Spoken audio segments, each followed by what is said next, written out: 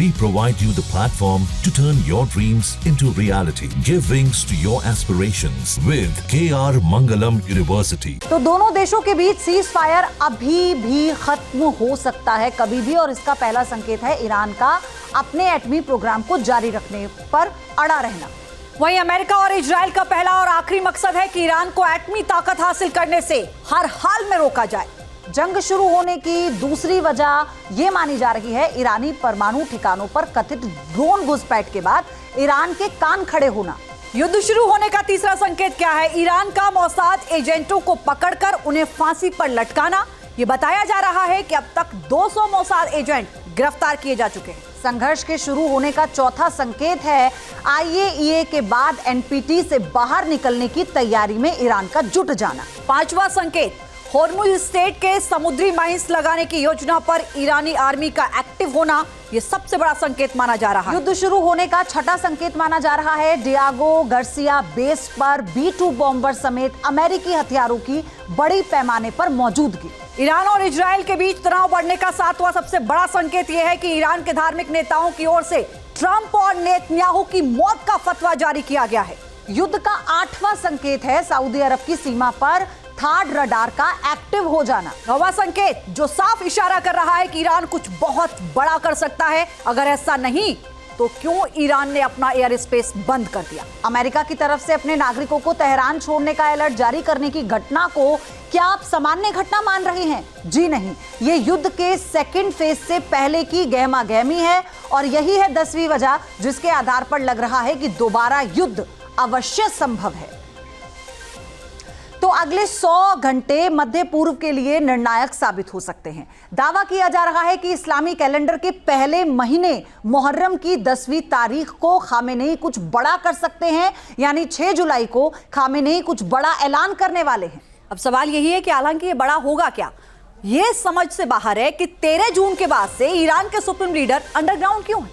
बहरहाल मीडिया की रिपोर्ट जो बता रही है उसके मुताबिक 7 जुलाई को ईरान फारस की खाड़ी में कुछ ऐसा कर सकता है जिससे विरोधी के पैरों तले जमीन खिसक जाएगी। जो परिस्थितियां बनकर सामने आ रही हैं, 2 संभावनाओं को जन्म दे रही हैं। पहला, या तो ईरान परमाणु परीक्षण करेगा या फिर ईरान इजराइल पर हमला कर सकता है। यह भी संभावना है।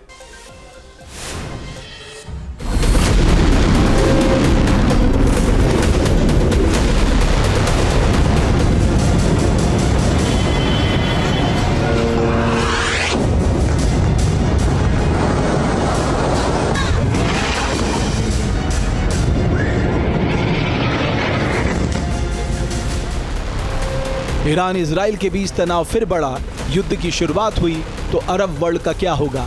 इसकी टेंशन में पश्चिम एशिया के देश अलर्ट मोड पे आ गए हैं।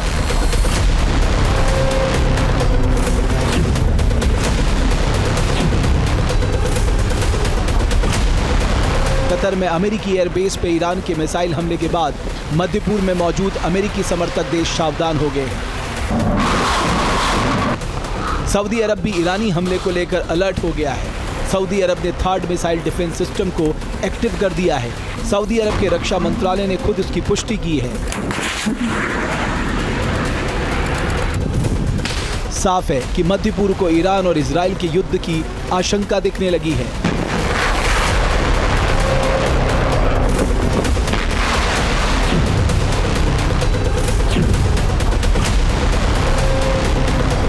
ईरान और इजराइल के बीच सीजफायर के बाद एक बार फिर दोनों देशों के बीच तनाव चरम पर पहुंचता नजर आ रहा है। बताया जा रहा है कि ईरान ने अपने एयर स्पेस को बंद कर दिया है और इंटरनेशनल फ्लाइट्स पर रोक भी लगा दी है।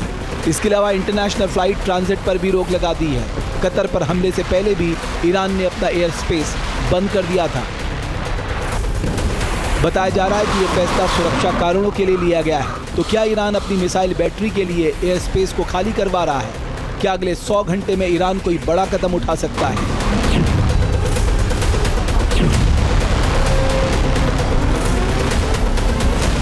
इस बीच अमेरिका ने सुरक्षा कारणों से ट्रैवल वार्निंग भी जारी की है और अमेरिकियों को ईरान छोड़ने का अलर्ट जारी कर दिया है। मतलब साफ है कि सुपर पावर अमेरिका को भी मध्य पूर्व में कुछ बड़ा होने का शक है।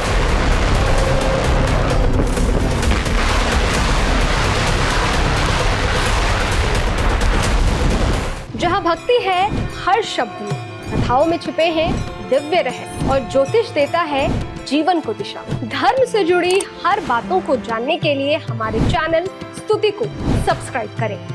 चैनल पर जाने के लिए इस लिंक पर क्लिक करें।